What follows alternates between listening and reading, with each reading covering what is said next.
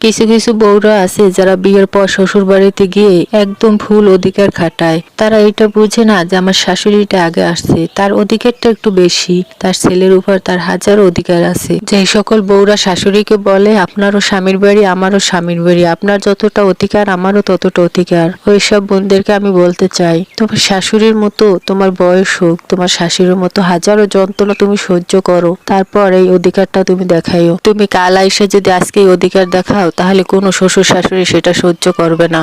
এরপর থেকে তোমার সংসারে অশান্তি শুরু হবে। অধিকার কিন্তু দুই রকমের আদায় করা যায়, একরকম হলো জোর করে, আর রকম হলো ভালোবাসা দিয়ে। তুমি তোমার শ্বশুর শাশুড়ির সঙ্গে ভালোবাসা দেখাও, তাহলে তারা নিশ্চয়ই তোমার অধিকারটা তোমাকে বুঝিয়ে দিবে। তুমি মানুষের সঙ্গে গর্ব করে বলো আমার স্বামীটা অনেক ভালো, কিন্তু আমার শাশুড়িটা শুধু খ্যাট করে। শাশুড়িটা তো খ্যাট করবেই, কারণ সংসারটা তার, ছেলেটা তার, সংসারটা সে বহুত কষ্ট করে করছে। তার ছেলেকে তার সামনে নিয়ে তুমি নানান রকমের কথা বলো, তাহলে তো তার অসহ্য হবেই। তবে এই সমস্যাগুলো বেশি হয় আগেকার শাশুড়িদের মধ্যে, যাদের বয়স বেশি।